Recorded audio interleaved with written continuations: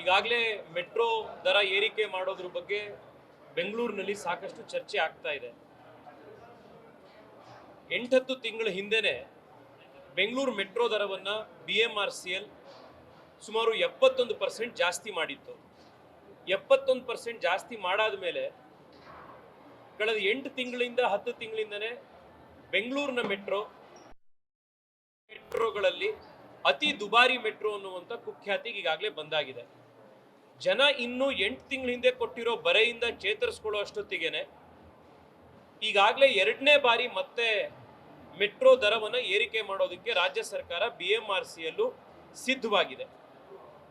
ಈ ವಿಚಾರವನ್ನ ಕಳೆದ 1 ವರ್ಷದಿಂದ ನಾನು ಸತತವಾಗಿ ಈ ಬೆಲೆ ಏರಿಕೆ ವಿರುದ್ಧ, ಮೆಟ್ರೋ ದುಬಾರಿ ಟಿಕೆಟ್ನ ವಿರುದ್ಧ ಸತತವಾಗಿ ಎತ್ತಾ ಇದ್ರು ಕೂಡ ರಾಜ್ಯ ಸರ್ಕಾರ ಪ್ರತಿ ಬಾರಿ ಮುಖ್ಯಮಂತ್ರಿ ಉಪಮುಖ್ಯಮಂತ್ರಿಗಳ ನೇತೃತ್ವದಲ್ಲೇ ಈ ಸುಳ್ಳು ಹೇಳುವಂಥದ್ದನ್ನ ಪ್ರಾರಂಭ ಮಾಡಿದ್ದಾರೆ. ಇದು ನಮ್ಮ ಕೈಲಿಲ್ಲ, ಇದು ಕೇಂದ್ರ ಸರ್ಕಾರ ಮಾಡಿರೋದು ಅನ್ನೋದನ್ನ ಪದೇ ಪದೇ ಹೇಳ್ತಾ ಇದ್ದಾರೆ. ಇವತ್ತು ಒನ್ಸ್ ಅಂಡ್ ಫಾರ್ ಆಲ್ ಇದು ರಾಜ್ಯದ ಕ್ಲಾರಿಫಿಕೇಶನ್ ಆಗಬೇಕು, ಸತ್ಯ ಏನು ಅನ್ನೋದು ಗೊತ್ತಾಗಬೇಕು ಅನ್ನೋದಕ್ಕೆ ಫೇರ್ ಫಿಕ್ಸೇಷನ್ ಕಮಿಟಿಯ ರಿಪೋರ್ಟ್ನ ಕೆಲವು ಪ್ರಮುಖ ಅಂಶಗಳನ್ನ ಮಾಧ್ಯಮದ ಎದುರುಗಡೆ ಇಡಬೇಕು ಅನ್ನೋದಕ್ಕೆ ಇವತ್ತು ನಿಮ್ಮ ಎದುರುಗಡೆ ಮಾತನಾಡ್ತಾ ಇದ್ದೀನಿ. ಇದಕ್ಕೆ ಪರಿಹಾರ ಒದಗಿಸೋದು ಹೇಗೆ ಅನ್ನೋದ್ರ ಕಡೆಗೂ ಕೂಡ ರಾಜ್ಯ ಸರ್ಕಾರಕ್ಕೆ ಒಂದೆರಡು ಅಂಶಗಳನ್ನು ಕೂಡ ತಿಳಿಸುವಂಥದ್ದಿದೆ. ಮೊದಲನೇದು, ರಾಜ್ಯ ಸರ್ಕಾರ ಫೇರ್ ಫಿಕ್ಸೇಷನ್ ಕಮಿಟಿಯನ್ನ ರಚನೆ ಮಾಡಿ ಅಂತ ಹೇಳಿ ಒಂದಲ್ಲ ಎರಡಲ್ಲ 4 ಬಾರಿ ಕೇಂದ್ರಕ್ಕೆ ಪತ್ರ ಬರೆದ ನಂತರವೇ ಫೇರ್ ಫಿಕ್ಸೇಷನ್ ಕಮಿಟಿಯನ್ನ ರಚನೆ ಮಾಡಿರುವಂಥದ್ದು. ಇದು ಮೊದಲನೇದು. ಕೇಂದ್ರ ಸರ್ಕಾರ ತನ್ನಿಷ್ಟಕ್ಕೆ ತಾನೇ ತನಿಗೆ ಬೇಕು ಅನ್ನಿಸಿದಾಗ ಫೇರ್ ಫಿಕ್ಸೇಷನ್ ಕಮಿಟಿಯನ್ನ ರಚನೆ ಮಾಡಿ ಮೆಟ್ರೋ ದರವನ್ನು ಪರಿಷ್ಕರಣೆ ಮಾಡಿರೋದಲ್ಲ. ರಾಜ್ಯ ಸರ್ಕಾರ ಪದೇ ಪದೇ ಪತ್ರವನ್ನು ಬರೆದಿರೋದಕ್ಕೋಸ್ಕರ ಕೇಂದ್ರ ಸರ್ಕಾರದ ಫೇರ್ ಫಿಕ್ಸೇಷನ್ ಕಮಿಟಿ ರಚನೆಯ ಅನಿವಾರ್ಯತೆ ಬಂದಿತ್ತು. ಎರಡನೇದು, ಮೆಟ್ರೋ BMRCL ಏನಿದೆ ಅದು ರಾಜ್ಯ ಮತ್ತು ಕೇಂದ್ರ ಸರ್ಕಾರದ ಒಂದು ಸ್ಪೆಷಲ್ ಪರ್ಪಸ್ ವೆಹಿಕಲ್, ಒಂದು ಜಾಯಿಂಟ್ ಪ್ರಾಜೆಕ್ಟ್ ಇದೆ. ರಾಜ್ಯ ಮತ್ತು ಕೇಂದ್ರ ಸರ್ಕಾರದ ಮಧ್ಯದಲ್ಲಿ BMRCL ನ ಒಂದು MOU ಇದೆ. ಆ MOU ಅಲ್ಲಿ ಫೇರ್ ಫಿಕ್ಸೇಷನ್ ಅನ್ನುವಂಥದ್ದು ಪ್ರೈಮರಿಲಿ ರಾಜ್ಯ ಸರ್ಕಾರದ ಜವಾಬ್ದಾರಿ. ಇದು ನಾನು ನಿಮಗೆ ಕಾಪಿಗಳನ್ನು ಕೂಡ ಕೊಡೋನಿದ್ದೇನೆ. ಇದರಲ್ಲಿ ರಾಜ್ಯ ಸರ್ಕಾರದ ಆಬ್ಲಿಗೇಷನ್ ಏನು ಅನ್ನುವಂಥದ್ದು ಬಹಳ ಸ್ಪಷ್ಟವಾಗಿದೆ. 12.32 ಇದರಲ್ಲಿ ಏನು ಹೇಳುತ್ತೆ? To make statutory institutional arrangement for periodic fare revision for not only proposed metro but also for other competing modes excluding suburban railway. ಇದನ್ನು ಬರೆದಿದ್ದಾರೆ. ನೆಕ್ಸ್ಟ್, BMRCL ಆಬ್ಲಿಗೇಷನ್ ಏನು? ಪೀರಿಯಾಡಿಕ್ ಫೇರ್ ಫಿಕ್ಸೇಷನ್ ಮಾಡುವಂಥದ್ದು, ರಿವಿಷನ್ ಮಾಡುವಂಥದ್ದು BMRCL ನ ಕರ್ತವ್ಯ. Implement fare revision framework operationally, ಇದೆಲ್ಲವೂ. Central government obligation ಏನು? ಇಲ್ಲೇ ಬರೀತಾರೆ 13.11 ನಲ್ಲಿ, to set up fare fixation committee periodically based on the request of SPV in accordance with metro act 2002. ಈ MOU ಏನ್ ಹೇಳುತ್ತೆ? ರಾಜ್ಯ ಸರ್ಕಾರದ ಆಗ್ರಹದ ಮೇರೆಗೆ ಕೇಂದ್ರ ಸರ್ಕಾರ ಫೇರ್ ಫಿಕ್ಸೇಷನ್ ಕಮಿಟಿಯನ್ನ ಮಾಡಬೇಕು ಅಂತ. ಒಂದಲ್ಲ 4 ಪತ್ರಗಳನ್ನು ಬರೆದು ಫೇರ್ ಫಿಕ್ಸೇಷನ್ ಕಮಿಟಿ ಮಾಡಿ ಅಂತ ಹೇಳಿ ರಾಜ್ಯ ಸರ್ಕಾರ ಕೇಳಿರೋದು. ಯಾಕೆ ಕೇಳಿದ್ರು ಇವರು? ಇವರ ಗ್ಯಾರಂಟಿಗಳಿಂದಾಗಿ ರಾಜ್ಯ ಸರ್ಕಾರ ಇವತ್ತು ದಿವಾಳಿ ಎದ್ದೋಗಿದೆ. ರಾಜ್ಯ ಸರ್ಕಾರದ ಹತ್ರ ಶ್ಯಾಡೋ ಕ್ಯಾಶ್ ಸಪೋರ್ಟ್ ಅನ್ನುವಂಥದ್ದನ್ನ ಏನ್ ರಾಜ್ಯ ಸರ್ಕಾರ BJP ಇದ್ದಾಗ ರಾಜ್ಯದಲ್ಲಿ, ಕರ್ನಾಟಕದಲ್ಲಿ, ಬೆಂಗಳೂರಿನಲ್ಲಿ ಮೆಟ್ರೋ ಕೊಡ್ತಾ ಇತ್ತು, ಅದನ್ನ ಇವತ್ತು ಕೊಡುವಂತ ಶಕ್ತಿ ಸಾಮರ್ಥ್ಯ ಇವತ್ತು ಇವ್ರ ಸರ್ಕಾರಕ್ಕೆ ಉಳಿದಿಲ್ಲ. ಅದಕ್ಕೋಸ್ಕರ ನೀವು ಫೇರ್ ಫಿಕ್ಸೇಷನ್ ಅನ್ನ ಮಾಡಿ ಅಂತ ರಾಜ್ಯ ಸರ್ಕಾರ ಬರೋದು. ಫೇರ್ ಫಿಕ್ಸೇಷನ್ ಕಮಿಟಿ ರಚನೆ ಆಯಿತು. ಫೇರ್ ಫಿಕ್ಸೇಷನ್ ಕಮಿಟಿ ರಚನೆ ಆದಮೇಲೆ ಫೇರ್ ಫಿಕ್ಸೇಷನ್ ಕಮಿಟಿ ಎದುರುಗಡೆ ರಾಜ್ಯ ಸರ್ಕಾರ ಮಾಡಿದ ಆರ್ಗ್ಯುಮೆಂಟ್ ಏನು? ನಾನು ತಿರ್ಗಾ ನಿಮಗೆ ಫೇರ್ ಫಿಕ್ಸೇಷನ್ ಕಮಿಟಿ ರಿಪೋರ್ಟ್ ನಿಂದ ಓದ್ತೀನಿ. ಈ ರಿಪೋರ್ಟ್ ನಿಮ್ಮೆಲ್ರಿಗೂ ನೆನಪಿದೆ. ಫೇರ್ ಫಿಕ್ಸೇಷನ್ ಕಮಿಟಿ ರಿಪೋರ್ಟ್ನ ಸಲ್ಲಿಸಿ ದರವನ್ನು ಏರಿಕೆ ಮಾಡಾದ ಮೇಲೂ ಕೂಡ ಸುಮಾರು 6 ತಿಂಗಳವರೆಗೆ ಈ ಫೇರ್ ಫಿಕ್ಸೇಷನ್ ಕಮಿಟಿಯನ್ನು BMRCL ರಾಜ್ಯ ಸರ್ಕಾರ ಪಬ್ಲಿಕ್ ಮಾಡಿರಲಿಲ್ಲ. ನಾನು ಕೋರ್ಟಿಗೆ ಹೋದೆ, ಕೋರ್ಟ್ನಲ್ಲಿ ವಾದ ಮಾಡಿದ್ವಿ. Fair fixation committee public document ಯಾವ ಆಧಾರದ ಮೇಲೆ, ಯಾವ ಕಾರಣಕ್ಕೋಸ್ಕರ ಇಷ್ಟೊಂದು ದರ ಏರಿಕೆ ಮಾಡಿದ್ದೀರಾ ಅನ್ನುವಂಥದ್ದನ್ನ ಸಾರ್ವಜನಿಕರಿಗೆ ನೀವು ತಿಳಿಸಿ ಅಂತ ಹೇಳಿ ಕೋರ್ಟಿಗೆ ಹೋದ್ವಿ. ಕೋರ್ಟ್ ಡೈರೆಕ್ಷನ್ ಬಂದಾದ್ಮೇಲೆ 6 ತಿಂಗಳಾದ ಮೇಲೆ ರಾಜ್ಯ ಸರ್ಕಾರ ಫೇರ್ ಫಿಕ್ಸೇಷನ್ ಕಮಿಟಿಯನ್ನ ಅನಿವಾರ್ಯ ಇಲ್ಲದೆ ಕೋರ್ಟ್ ಆರ್ಡರ್ಗೋಸ್ಕರ ಪಬ್ಲಿಕ್ ಮಾಡಿದ್ರು. ಈ ಫೇರ್ ಫಿಕ್ಸೇಷನ್ ಕಮಿಟಿಲಿ ಏನ್ ಹೇಳ್ತಾರೆ? ಇವತ್ತು ಕೇಂದ್ರಕ್ಕೆ ಮೋದಿ ಅವರಿಗೆ ಪ್ರತಿ ಬಾರಿ ಬಿಜೆಪಿ ಸಂಸದರಿಗೆ ಬೈಯುವಂತವ್ರು ಇದಕ್ಕೆ ಉತ್ತರ ಕೊಡ್ಬೇಕು. ಇವತ್ತು ಮುಖ್ಯಮಂತ್ರಿಗಳು, ಉಪಮುಖ್ಯಮಂತ್ರಿಗಳು ಫೇರ್ ಫಿಕ್ಸೇಷನ್ ಕಮಿಟಿಲಿ ದಾಖಲು ಮಾಡ್ತಾರೆ. Officials from both the finance and urban departments of government of Karnataka have brought to the attention of the fair fixation committee the immediate need for upward revision of fares in order to reduce the financial burden on the state government. ಇವರು ಬರೆದಿರೋದು fair fixation ಕಮಿಟಿಯಲ್ಲಿ ಬರೀತಾರೆ. Finance department, urban development department ನ ರಾಜ್ಯ ಸರ್ಕಾರದ ಅಧಿಕಾರಿಗಳು they brought to the attention of the fair committee immediate need for fare upgradation, upward revision of fares. ಯಾಕೆ? to reduce financial burden on the state government. ಮುಂದೋಗಿ ಏನು ಹೇಳ್ತಾರೆ? ರಾಜ್ಯದ ಬೇರೆ ಯಾವ ಬೆಂಗಳೂರಿನಲ್ಲಿ ಬಿಟ್ರೆ 17ರಿಂದ ಮೊನ್ನೆ ಫೇರ್ ಫಿಕ್ಸೇಷನ್ ಆಗೋವರೆಗೂ ಜಾಸ್ತಿ ಏರಿಕೆ ಆಗಿರಲಿಲ್ಲ. ಅವಾಗವಾಗ ಡೆಲ್ಲಿಯಲ್ಲಿ, ಕಲ್ಕತ್ತಾದಲ್ಲಿ, ಕೊಚ್ಚಿನಲ್ಲಿ, ಹೈದರಾಬಾದಲ್ಲಿ ಅವಾಗವಾಗ ಆಗ್ತಾ ಇದ್ರು. ಆದ್ರೆ ಪ್ರತಿ ವರ್ಷ ಜಾಸ್ತಿ ಆಗಬೇಕು ಅನ್ನುವಂತ ಸಲಹೆಯನ್ನು ಕೊಟ್ಟಿದ್ದು ಕೂಡ ರಾಜ್ಯ ಸರ್ಕಾರನೇ. ಬರೀತಾರೆ ಫೇರ್ ಫಿಕ್ಸೇಷನ್ ಕಮಿಟಿಯಲ್ಲಿ. Further, the state officials were of the view that fare should be revised annually by having an annual automatic fare revision formula.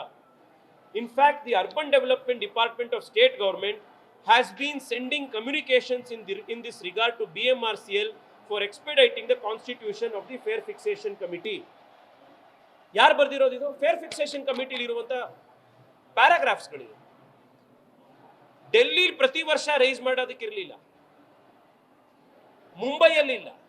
ಪ್ರತಿ ವರ್ಷ ಬೆಲೆ ಏರಿಕೆ ಮಾಡಿ ಅಂತ ರಾಜ್ಯ ಸರ್ಕಾರದ ಅಧಿಕಾರಿಗಳು ಫೇರ್ ಫಿಕ್ಸೇಷನ್ ಕಮಿಟಿ ಎದುರುಗಡೆ ಮನವಿ ಮಾಡ್ತಾರೆ. ಈ ಆಧಾರದ ಮೇಲೆ ಈ ಫೇರ್ ಫಿಕ್ಸೇಷನ್ ಕಮಿಟಿಯ ಡೆಲಿಬರೇಷನ್ಗಳು ನಡೆಯುತ್ತೆ, ಪಾಯಿಂಟ್ಗಳಾಗುತ್ತೆ. ಇನ್ನು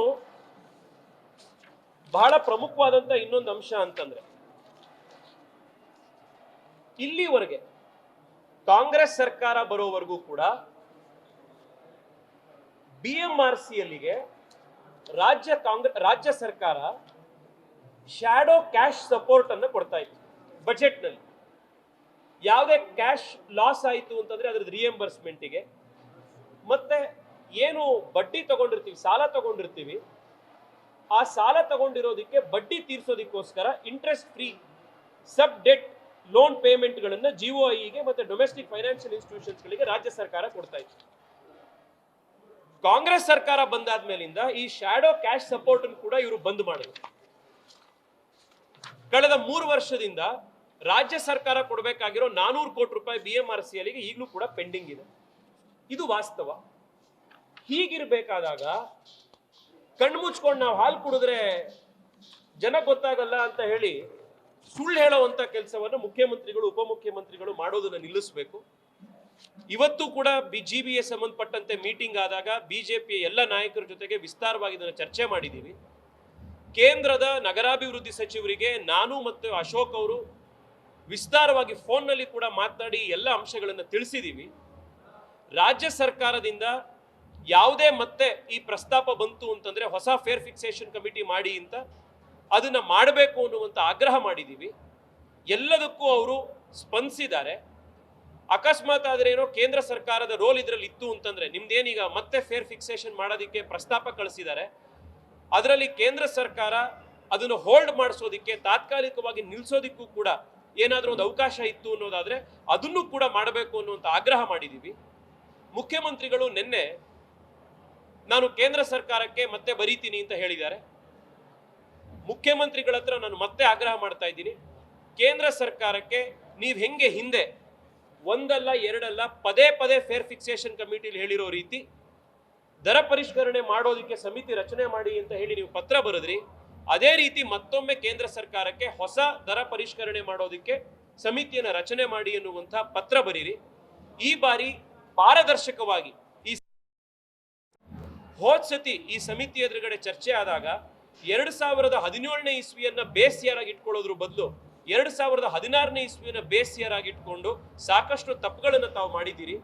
ಇದರ ನಿಮ್ಮ ತಪ್ಪಿನಿಂದಾಗಿ ನಿಮ್ಮ ಸರ್ಕಾರ ಇವತ್ತು ದಿವಾಳಿ ಎದ್ದೋಗಿರೋದ್ರಿಂದಾಗಿ ರಾಜ್ಯದ ಜನ ಇವತ್ತು, ಬೆಂಗಳೂರಿನ ಜನ ಇವತ್ತು ಮೆಟ್ರೋ ದರವನ್ನ ಬರೆಯನ್ನ ಅವ್ರು ಅನುಭವಿಸಬೇಕಾಗಿದೆ.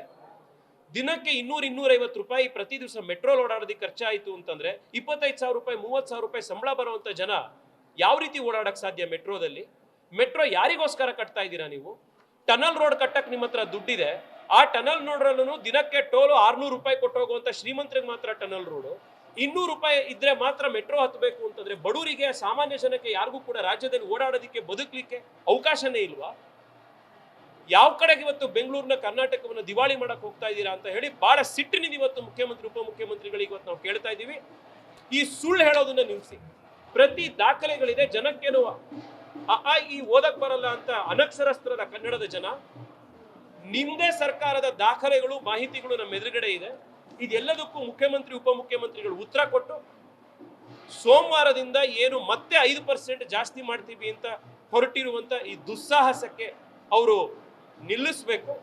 ಮತ್ತೆ ಹೊಸ ದರ ಪರಿಷ್ಕರಣೆ ಮಾಡೋದಕ್ಕೆ ಕೇಂದ್ರ ಸರ್ಕಾರಕ್ಕೆ ಸಮಿತಿಯನ್ನು ರಚನೆ ಮಾಡಬೇಕು. ವೈಜ್ಞಾನಿಕವಾಗಿ, ಪಾರದರ್ಶಕವಾಗಿ ಇದಾಗೋ ರೀತಿ ರಾಜ್ಯ ಸರ್ಕಾರ ಮಾಡಬೇಕು. ಪ್ರತಿ ದಿವಸ ಮಾಧ್ಯಮದ ಎದುರುಗಡೆ ಬಂದು ನಾವು ಕೇಂದ್ರ ಸರ್ಕಾರ ಮಾಡಿರೋದಲ್ಲ ರಾಜ್ಯ ಸರ್ಕಾರ ಅಂತ ನಾವು ನಿಮಗೆ ಬೈಯೋದು, ನಾವು ಮಾಡಿರೋದಲ್ಲ ರಾಜ್ಯ ಸರ್ಕಾರ ಅಲ್ಲ ಕೇಂದ್ರ ಸರ್ಕಾರ ಅಂತ ನೀವು ಮಾಡೋದು, ಈ ಡ್ರಾಮಾ ನಾವು ಪ್ರತಿ ದಿವಸ ಮಾಡ್ತಾ ಹೋಯ್ತು ಅಂತಂದ್ರೆ ಜನ ಏನಂತಾರೆ? ನಮ್ಮನ್ನು ಆಯ್ಕೆ ಮಾಡಿರುವಂತ ಜನಕ್ಕೆ ನಮಗೊಂದು ಪ್ರಾಮಾಣಿಕವಾಗಿ ಇರಬೇಕು ಅನ್ನುವಂತ ಒಂದು ಕಾಳಜಿ ನಮಗಿಲ್ವಾ? ಮಾತನಾಡೋದಕ್ಕೆ ಮಾತ್ರ ನಾವು ಸೋಷಿಯಲಿಸಮು, ಸಮಾಜವಾದ ಅಂತ ಮಾತನಾಡಿ ಬಡವರಿಗೆ, ಇನ್ನೊಬ್ಬರಿಗೆ ಇರುವಂತ ಸಮಸ್ಯೆನ ಅರ್ಥ ಮಾಡ್ಕೊಳ್ಳಿಲ್ಲ ಅಂತಂದ್ರೆ ಬೆಂಗಳೂರಿನ ಜನ ಎಲ್ಲಿಗೆ ಹೋಗಬೇಕು? ಸಾಮಾನ್ಯ ಜನ ಎಲ್ಲಿಗೆ ಹೋಗಬೇಕು? ಮುಖ್ಯಮಂತ್ರಿಗಳಿಗೆ ನಿಜವಾಗ್ಲೂ ಸಮಾಜವಾದದಲ್ಲಿ ನಿಜವಾಗ್ಲೂ ಕೂಡ ಬಡವರ ಬಗ್ಗೆ ಕಾಳಜಿ ಇತ್ತು ಅಂತಂದ್ರೆ ಮುಖ್ಯಮಂತ್ರಿ ಉಪಮುಖ್ಯಮಂತ್ರಿಗಳು ಈ ದರ ಪರಿಷ್ಕರಣೆಯನ್ನು ಮತ್ತೆ ಮಾಡಿ ಅಂತ ಹೇಳಿ ಹೊಸ ಫೇರ್ ಫಿಕ್ಸೇಷನ್ ಕಮಿಟಿಗೆ ಡಿಮ್ಯಾಂಡ್ ಮಾಡಬೇಕು. ಸೋಮವಾರದಿಂದ ಆಗ್ತಾ ಇರುವಂತ ಈ ದರ ಪರಿಷ್ಕರಣೆಯನ್ನ ಹೋಲ್ಡ್ ನಲ್ಲಿ ಇರಬೇಕು, ತಾತ್ಕಾಲಿಕವಾಗಿ ಅದನ್ನು ನಿಲ್ಲಿಸಬೇಕು ಅಂತ ಹೇಳಿ ನಾನು ಬೆಂಗಳೂರಿನ ಜನರ ಪರವಾಗಿ ಮತ್ತೆ ಮುಖ್ಯಮಂತ್ರಿ ಉಪಮುಖ್ಯಮಂತ್ರಿಗಳಿಗೆ ನಾನು ಆಗ್ರಹ ಮಾಡ್ತಾ ಇದ್ದೀನಿ.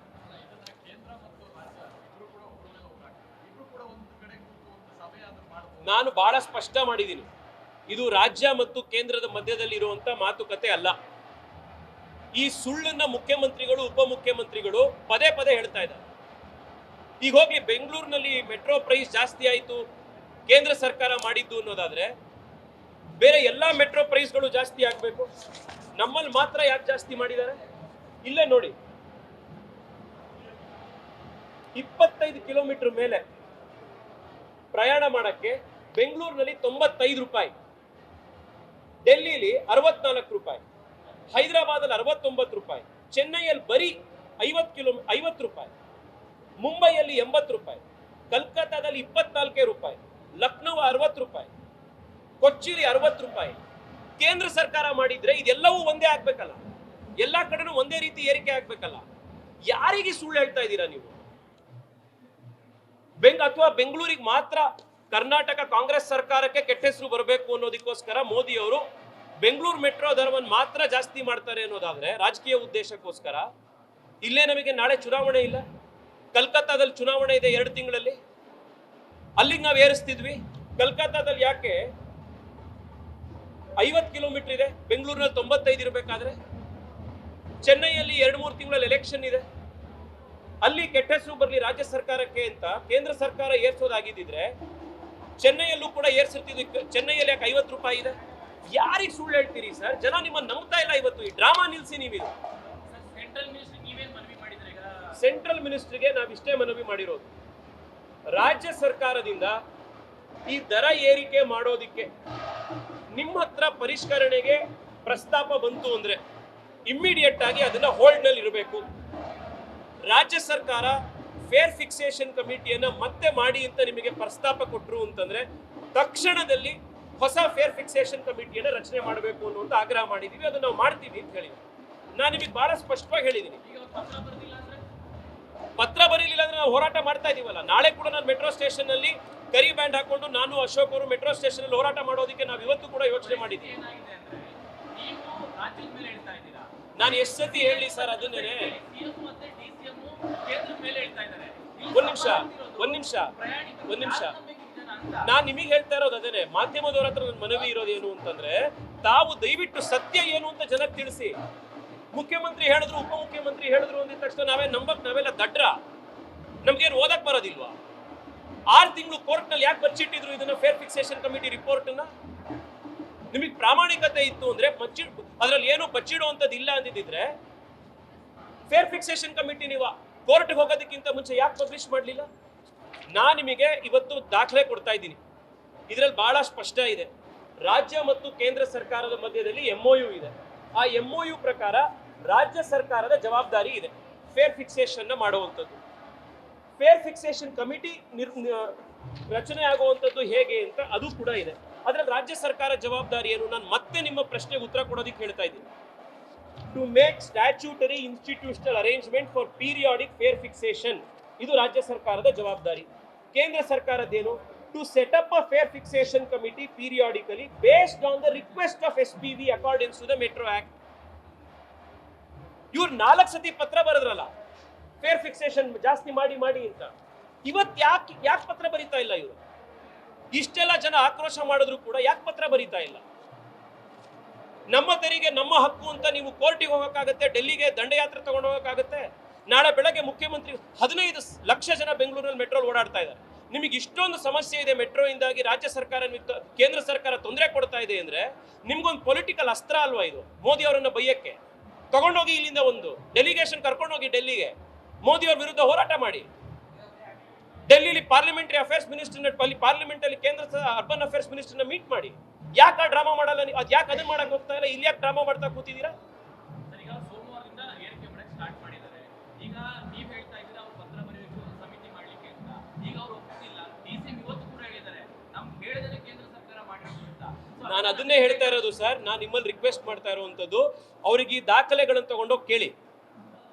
ಯಾಕೆ ಈ ರೀತಿ ಜನಕ್ಕೆ ತಲೆ ಮೇಲೆ ಹೊಡೆದಂಗೆ ಸುಳ್ಳು ಹೇಳ್ತಾ ಇದ್ದೀರಾ ಅಂತ ಕೇಳಿ ಅವರಿಗೆ.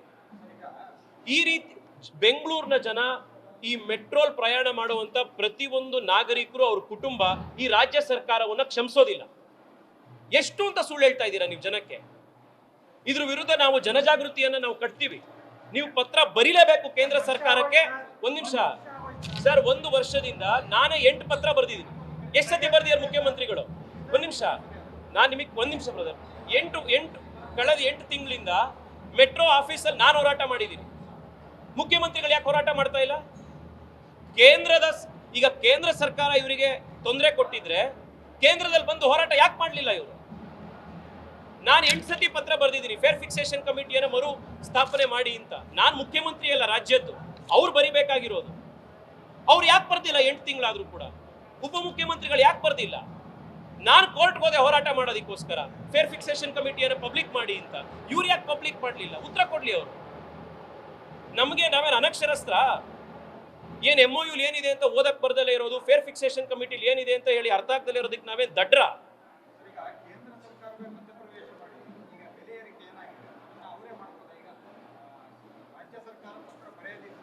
ಇಲ್ಲ ಸರ್, ಇಲ್ಲ.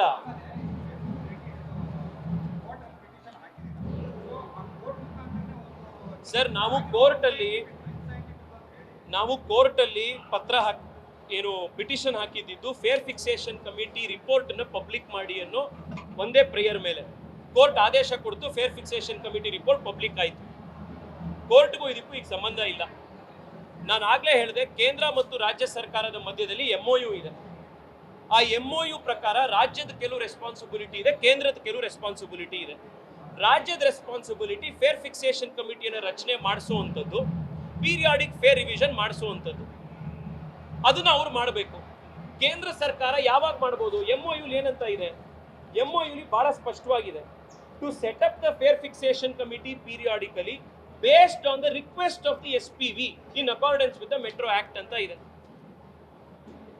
ಇದು ಒಂದು ವ್ಯವಸ್ಥೆ ಪ್ರಕಾರ ನಡೆಯುವಂತ ಒಂದು ಸಂಸ್ಥೆ, ದೇಶ ಇದು. ರಾಜ್ಯ ಸರ್ಕಾರ ಯಾಕೆ ಮಾಡ್ತಾ ಇಲ್ಲ? ಸುವೋಮೋಟೋ ಮಾಡೋದಕ್ಕೆ ಕಾನೂನಲ್ಲಿ ಅವಕಾಶ ಇಲ್ಲ. ಈ ಸಮಸ್ಯೆ ಬಂದಿದ್ದೇನೆ ಇವ್ರ ಪತ್ರ ಬರೆದು 4 ಸತಿ ಫೇರ್ ಫಿಕ್ಸೇಷನ್ ಕಮಿಟಿಯನ್ನ ರಚನೆ ಮಾಡಿ ಅಂತ ಬರ್ದಿದ್ರಿಂದ ನಾನು ಮತ್ತೆ ಓದ್ತೀನಿ. ಫೇರ್ ಫಿಕ್ಸೇಷನ್ ಕಮಿಟಿ ಡಿಸ್ಕಷನ್ ಆದಾಗ ಇವ್ರು ಏನ್ ಹೇಳಿದ್ರು ಅಂತ. During the discussion suggestions were made by Government of Karnataka officials that a fair fixation is imperative in order to reduce the financial burden on the state government. Further, officials were of the view that fare should be revised annually by applying an annual automatic fare revision formula. In fact, the Urban Development Department of State Government has been sending regular communication in this regard to BMRCL for expediting the constitution of the Fare Fixation Committee. Media ಎದುರುಗಡೆ ಬಂದು ಒಂದು ಸುಳ್ಳು ಹೇಳ್ತೀರಾ, ಕೇಂದ್ರ ಸರ್ಕಾರಕ್ಕೆ ಬೇರೆ ಇನ್ನೊಂದು ಪತ್ರ ಬರ್ತೀರಾ, ನಾಚಿಕೆ ಆಗಲ್ವಾ ನಿಮ್ಗೆ? ಯಾರ ದುಡ್ಡಲ್ಲಿ ಇವತ್ತು ಮೆಟ್ರೋ ನಡೀತಾ ಇದೆ? ನಾನು ಬಹಳ ಸ್ಪಷ್ಟವಾಗಿ ಹೇಳ್ತೀನಿ, ಜನರ ತೆರಿಗೆ ದುಡ್ಡಿಂದ ನಡೀತಾ ಇರುವಂತದ್ದು ಇದು. ಈ ತರ ನಿಮಗೆ ಸ್ಪಷ್ಟವಾಗಿ ಫೇರ್ ಫಿಕ್ಸೇಷನ್ ಕಮಿಟಿ ಸತ್ಯ ಜನ ಬರೆದ್ರು ಕೂಡ, ನಿಮ್ಮ ಅಧಿಕಾರಿಗಳು ಬರೆದ್ರು ಕೂಡ ಮೀಡಿಯಾ ಎದುರುಗಡೆ ಬಂದು ಸುಳ್ಳು ಹೇಳ್ತೀರಲ್ಲ. ಈ ರಾಜ್ಯ ಸರ್ಕಾರಕ್ಕೆ ಇವ್ರು ಏನ್ ತಿಂತಾರೆ ನನಗೆ ಅರ್ಥ ಆಗ್ತಾ ಇಲ್ಲ. ಸರ್, ಜನ ಮುಖ್ಯಮಂತ್ರಿ ಉಪಮುಖ್ಯಮಂತ್ರಿಗಳಿಗೆ ರಾಜ್ಯ ಸರ್ಕಾರಕ್ಕೆ ಹೊಸದಾಗಿ ಫೇರ್ ಫಿಕ್ಸೇಷನ್ ಕಮಿಟಿ ಮಾಡಿ ಎನ್ನುವಂಥ ಆಗ್ರಹವನ್ನ ಮಾಡಬೇಕಾಗಿದೆ. ಇದೊಂದೇ ಮಾರ್ಗ ಇರುವಂಥದ್ದು. ನಿಮ್ಮಲ್ಲೂ ನಾನು ರಿಕ್ವೆಸ್ಟ್ ಮಾಡ್ತಾ ಇರುವಂಥದ್ದು ಇಷ್ಟೇನೆ. ಮಾಧ್ಯಮದವರಿಗೆ ನಾನು ಧನ್ಯವಾದ ಹೇಳ್ತೀನಿ. ಫಸ್ಟ್ ಆಫ್ ಆಲ್, ಸಾಮಾನ್ಯ ಜನರ ಧ್ವನಿಯಾಗಿ ನೀವು ಈ ಇಶ್ಯೂನ 1 ವರ್ಷ ಸತತವಾಗಿ ನೀವು ಈ ಇಶ್ಯೂನ ರೈಸ್ ಮಾಡಿಟ್ಟಿದ್ದೀರಿ, ಜೀವಂತಿಕೆ ಕೊಟ್ಟಿದ್ದೀರಿ. ನಾನು ನಿಮ್ಮಲ್ಲಿ ರಿಕ್ವೆಸ್ಟ್ ಮಾಡುವಂಥದ್ದು, ದಯವಿಟ್ಟು ಇವತ್ತು ನಾವು ಕೊಟ್ಟಿರುವಂಥ ದಾಖಲೆಗಳನ್ನ ಸಾರ್ವಜನಿಕ ವಲಯದಲ್ಲಿ ಸತ್ಯ ಏನು ಅನ್ನೋದನ್ನ ತೋರಿಸಿ. ಇವರು ಹೇಳಿರೋ ಸುಳ್ಳನ್ನೆಲ್ಲ ತಾವು ನಂಬೋದಿಕ್ಕೆ ಜನಕ್ಕೆ ಅವಕಾಶ ಮಾಡಿಕೊಡ್ಬೇಡಿ. ಜನರಿಗೆ ಸತ್ಯ ಏನು ಅನ್ನೋದನ್ನ ತಿಳಿಸಿ, ಮುಖ್ಯಮಂತ್ರಿ ಉಪಮುಖ್ಯಮಂತ್ರಿಗಳು ಮತ್ತೆ ಕೇಂದ್ರ ಸರ್ಕಾರಕ್ಕೆ ಹೊಸ ಫೇರ್ ಫಿಕ್ಸೇಷನ್ ಕಮಿಟಿ ಮಾಡೋದಕ್ಕೆ ಒತ್ತಾಯವನ್ನ ಮಾಧ್ಯಮದವರು ಜನರ ಧ್ವನಿಯಾಗಿ ಮಾಡಬೇಕು ಅಂತ ನಾನು ಪ್ರಾಮಾಣಿಕವಾಗಿ ಕಳಕಳಿಯಿಂದ ಕೇಳ್ತಾ ಇದ್ದೀನಿ.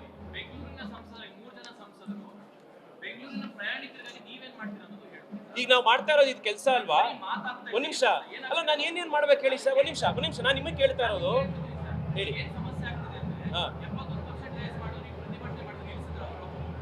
ಸರ್, ಇದು ಒಂದ್ ನಿಮಿಷ, ಈ ಸರ್ಕಾರ ಇಂತ ಮಾನಗೆಟ್ಟಿರೋ ಸರ್ಕಾರ ಅಂತಂದ್ರೆ, ಜನರು ನೋವನ್ನು ಅರ್ಥ ಮಾಡ್ಕೊಳಕ್ ಆಗ್ದಲೇ ಇರೋ ಸರ್ಕಾರ ಅಂತಂದ್ರೆ ನಾವ್ ಇನ್ನೇನ್ ಮಾಡಕ್ಕಾಗತ್ತೆ? ಕಾಯ್ತಾ ಇದೀವಿ ಈ ಸರ್ಕಾರ ನಾಚೆ ಆಗ್ತಾರೆ ಜನ ಅಂತ ಕಾಯ್ತಾ ಇದೀವಿ. ಒಬ್ಬ ಸಂಸದನಾಗಿ ಪಾರ್ಲಿಮೆಂಟ್ ನಲ್ಲಿ ಮಾತಾಡೋದು ನಮ್ಮ ಜವಾಬ್ದಾರಿ. ಮಾತನಾಡಿದ್ದೀನಿ. ಕೇಂದ್ರದ ಮಂತ್ರಿಗಳನ್ನ ಮೀಟ್ ಮಾಡಿ ಅವ್ರಿಗೆ ಆಗ್ರಹ ಮಾಡೋದಾಗಿದೆ, ಅದನ್ನ ಬಾರಿ ಮಾಡಿದ್ದೀನಿ. ಮೆಟ್ರೋ ಆಫೀಷಿಯಲ್ಸ್ ಗಳನ್ನ ಮೀಟ್ ಮಾಡಿ ಇಲ್ಲಿ ಗಲಾಟೆ ಮಾಡಿದೀವಿ. ಕೋರ್ಟ್ಗೆ ಹೋಗಿ ಹೊಡೆದಾಡಿದ್ದೀನಿ. ಮೆಟ್ರೋ ಸ್ಟೇಷನ್ ಅಲ್ಲಿ ಹೋರಾಟ ಮಾಡಿದ್ದೀನಿ. ಮೊನ್ನೆ ಇವತ್ತು 2 ದಿವಸದಿಂದ ಕೇಂದ್ರದ ಮಂತ್ರಿಗಳನ್ನ ಹೋರಾಟ ಮಾಡ್ತಾ ಇದ್ದೀವಿ. ಉಪಮುಖ್ಯಮಂತ್ರಿಗಳನ್ನ ಅವ್ರ ಮನೆಗೆ ಹೋಗಿ ಭೇಟಿ ಮಾಡಿದ್ದೀನಿ, ಕಡಿಮೆ ಮಾಡಿ ಅಂತ ಮನವಿ ಮಾಡಿದ್ದೀನಿ. ಇದೆಲ್ಲದಕ್ಕಿಂತ ಹೆಚ್ಚಾಗಿ ಒಬ್ಬರು ಸಂಸದರು ಇನ್ನೇನ್ ಮಾಡಬೇಕು ಸರ್? ಎಲ್ಲಾ ವಿಷಯ ಕೋರ್ಟ್ ನಲ್ಲಿ ಬಗೆಹರಿಯುವಂತದ್ದಲ್ಲ, ಸಾರ್ವಜನಿಕರಲ್ಲೂ ಕೂಡ ಬಗೆಹರಿಯುವಂತ ಕೆಲಸಗಳಾಗಬೇಕಾಗಿದೆ. ಸತ್ಯ ಏನು ಅಂತ ಜನಕ್ಕೆ ತಿಳಿಸಬೇಕಾಗಿದೆ. ಆ ಕೆಲಸ ಮಾಡ್ತಾ ಇದೀವಿ. ನಾನು ನಿಮ್ಮಲ್ಲಿ ಮನವಿ ಮಾಡ್ತಾ ಇದ್ದೀನಿ, ಸತ್ಯ ಏನು ಅನ್ನೋದನ್ನ ಜನಕ್ಕೆ ತಿಳಿಸುವಂತ ದಯವಿಟ್ಟು ಪ್ರಯತ್ನ ಮಾಡಿ. ಮುಖ್ಯಮಂತ್ರಿ ಉಪಮುಖ್ಯಮಂತ್ರಿಗಳಿಗೆ ಈ ದಾಖಲೆಗಳನ್ನು ಮುಂದಿಟ್ಟು ಸುಳ್ಳು ಹೇಳೋದನ್ನ ನಿಲ್ಲಿಸಿ ಅಂತ ಹೇಳಿ ಆಗ್ರಹ ಮಾಡಿ. ನ್ಯೂಸ್ ಫಸ್ಟ್, ನಿರ್ಭೀತಿಯಿಂದ ನಿಮ್ಮ ಪರವಾಗಿ.